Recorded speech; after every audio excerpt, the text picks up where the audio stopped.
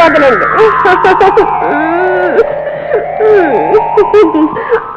వదలండి. అమ్మగారు అమ్మగారు ఏంటమ్మా కలవేస్తున్నారు? అదే ఏం లేదు కానీ ఇప్పుడు టైం ఎంత అయింది? 12 కాబోతుందమ్మా.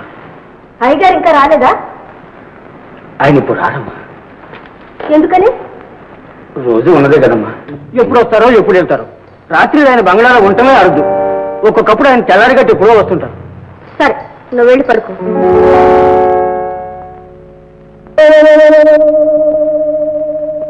రోజు ఉన్నదే కదమ్మా. ఎప్పుడు వస్తారో ఎప్పుడు వెళ్తారో. రాత్రి ఆయన బంగ్లాలో ఉండటమే అరుదు. ఒక్కొక్కప్పుడు ఆయన తెల్లారి గట్టి ఎప్పుడో వస్తుంటారు.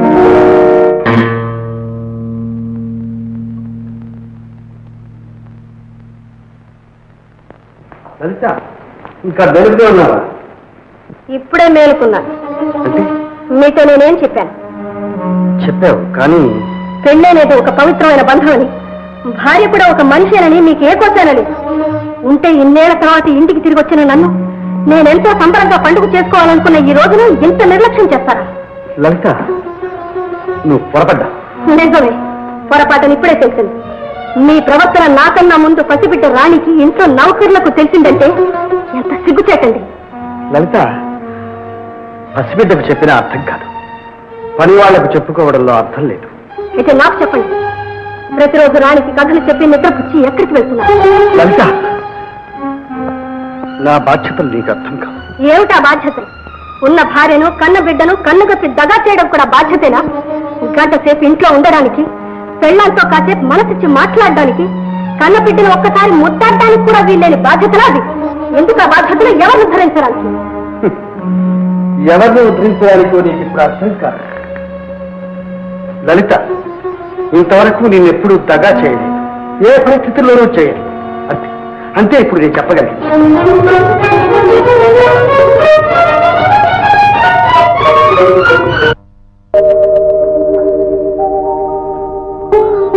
నీకెందుకు ఈ శ్రమ? 3 ముళ్ళు వేయించుకున్నందుకు ఏ అర్హత కూడా లేదా నాకు? అర్హత లేదు నాకు. చూడండి, నేనంత అందగత్తెను కాకపోవచ్చు, వేసి వగలు వయ్యారాలు చూపి మిమ్మల్ని ఆకర్షించలేకపోవచ్చు, కానీ మనసారా ప్రేమిస్తున్నాను, అందుకే బ్రతుకుతున్నాను. లలిత ఇప్పుడు ఇదంతా ఎవరు కాదన్నారు? హాస్పిటల్ నుంచి ఎంతో ఆశతో వచ్చాను. మీరు మారిపోయి ఉంటారని, 4 ఏళ్ల క్రితం ఆనందంగా కాక కొత్తగా కనిపిస్తారని ఊహించుకున్నాను. నీ ఊహలన్నీ నిజం లలిత. నేను ఆనాటి ఆనందం కాదు, మారిపోయాను. నిజంగానా? నిజం, నా మాట నమ్ము. నాకు తెలుసు, మీరు మాట్లాడని తెలుసు. మీరెంతో మంచివారు. ఇలాగే ఉండవు. నాదనుకున్న దాన్ని ఎవరు ఏ మాత్రం పట్టుకున్నా భరించలేదండి. చచ్చిపోతాను. లలిత ఏమిటా మాట? చూడు ఇప్పటికే చాలా పొద్దుపోయింది, నువ్వు అలసిపోయావు. మీరు? నేను ఇన్కమ్ ట్యాక్స్ పనులు ఉన్నాయి, చూసుకుని వస్తాను. చూసారా ఇదేనా మీరు మారింది? లేదు లలిత, ఇప్పుడే వచ్చేస్తాను. ఓహో, మీరు రాదు, నాకు తెలుసు. రోజు మీరు ఇలాగే చెప్తారు, ఆఫీస్ కుర్చీలోనే నిద్రపోతారు. నిజం లలిత, తప్పకుండా వచ్చేస్తాను. వీల్లేదు, ఈ రోజు మీరు ఇక్కడే పడుకోవాలి. ఏమైనా సరే, ఈ ఎస్టేట్ అంతా పోయినా సరే. అవునండి, ఈ రోజు మన జీవితంలో ఎంతో తీయని రోజు. ఈ వెన్నెల రాత్రి నేను ఒంటరితనం భరించలేను. వద్దు, మీరెక్కడికి వెళ్ళదు, ఇక్కడే ఉండండి. లలిత నేను అది కాదు లలిత, మిమ్మల్ని ఎక్కడికి వెళ్ళలేవు. లలిత నా మాట విను. వినను. పోయి డాక్టర్ చెప్పింది నేను వింటాను. ఏమిటి? డాక్టర్ మళ్ళీ చెక్ చేసే వరకు నీ ఆరోగ్యం జాగ్రత్తగా చూసుకోమని, నీకు ఏమాత్రం ఆవేశం అలసట రాకూడదని మరీ మరీ మరీ చెప్పాను. ఇక 4 రోజులే గడువు. లలిత 4 ఏళ్ళు ఓర్చుకునే దానివి ఈ 4 ఏళ్ళు నాకు తెలియకుండా గడిచిపోయింది. ఇప్పుడు తెలిసి 4 రోజులు కాదు కదా, 4 గంటలు గడపడం ఎంత నరకం నీకేం తెలుసు? అప్పుడు నేను ఎందుకు పిచ్చిదన్నయ్యానో నాకు తెలీదు, కానీ ఇప్పుడు మాత్రం నాకు తెలుసు. ఈ రాత్రి ఇలాగే గడపాల్సి వస్తే నేను మళ్ళీ పిచ్చిదాన్ని అయిపోతానండి. అప్పుడు డాక్టర్ కాదు కదా, దేవుడు కూడా నన్ను కాపాడలేడు. లలిత సరే, పొద్దున్నే డాక్టర్ దగ్గరికి వెళ్దాం. ఇప్పుడు ఎదురికి అర్ధరాత్రి అయింది. కొద్ది గంటలే కదా, పడుకో పడుకో.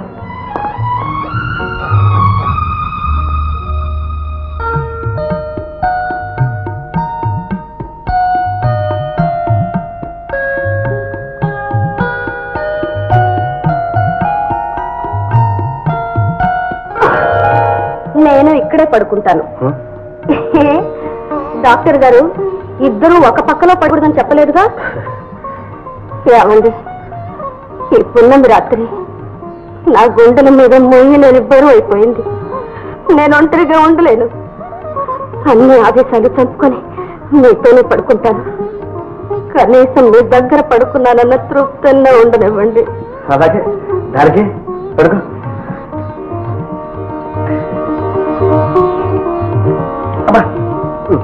ఇదొకటి.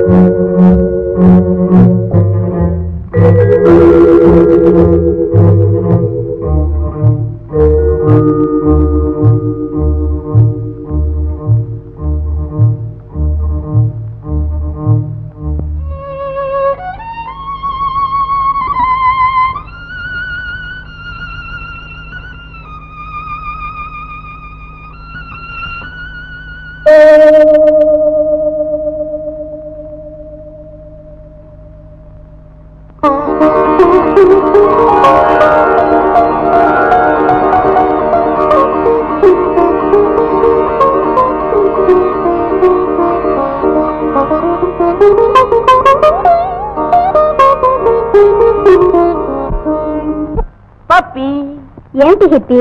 Coffee please. గంటకోసారి కాఫీ తెచ్చిస్తున్నావు. మేనేజర్ కంటపడిందంటే అదంతా నేను మేనేజ్ చేసుకుంటాను.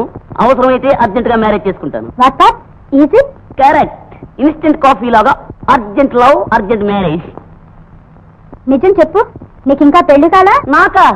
నీకేమన్నా మ్యారేజ్ ఉందేమో. నాకు ఇంకా కాలేదు. నిజంగానా? ఇప్పుడు చెప్పు, ఈ క్షణంలో మండపంలో, చర్చిలో, గుడిలో ఎక్కడ మొదట మ్యారేజ్ చేసుకున్నావు? ఇదిగో డబ్బు, తాళి మాత్రం కోను. రాజు డియర్. ఏం పప్పీ డియర్. ఇదిగో రూమ్ నెంబర్ 7 కి ఏదన్నా ఫోన్ వస్తే నిన్ను పిలవాలి, అంతేగా? కరెక్ట్. కాఫీ తీసుకో.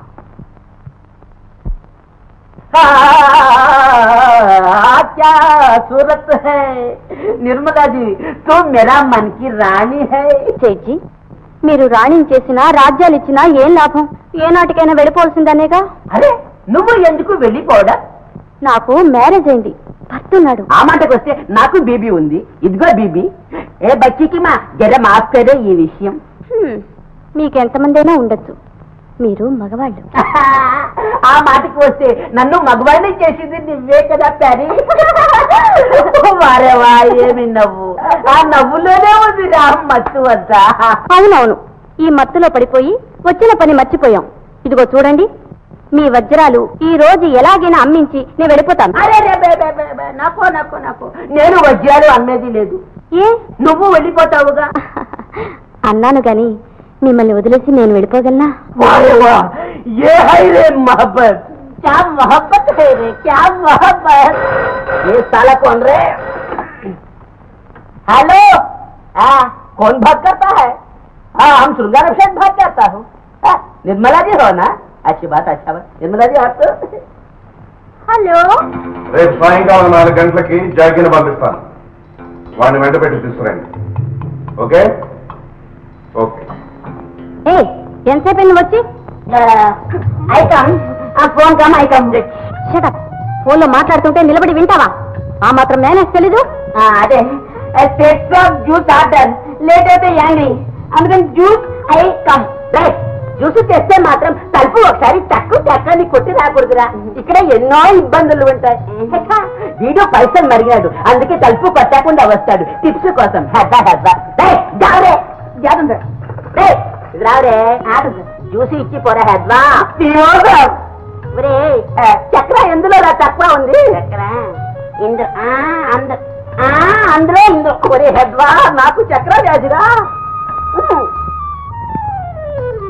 డార్లింగ్ పప్పి, నేను కనెక్ట్ మీ రూమ్ నెంబర్ 7. డార్లింగ్ పప్పి, డాల్ పప్పి, డాల్ కనెక్షన్ వచ్చేసావా? లేకపోతే నన్ను మూగదానిగా నటించమని నువ్వు దాంతో లవ్ ఆడుతున్నావా? ఉండు నీ సంగతి దాని సంగతి. అయ్యో నన్ను ఎవరు లవ్ చేసేది? నా కర్మ. ఇదిగో మంచి ఇన్ఫర్మేషన్ పడదాం అనుకున్నాను, నువ్వు కట్ చేసావు. నిన్ను అనవసరంగా ఈ హోటల్ తీసుకొచ్చాను. రేపు వాడికి మన గ్యాస్ ఛాంబర్ లో మంచి మర్యాదలతో టర్కిష్ బాత్ ఇవ్వాలి. Turkish bath. ఓకే.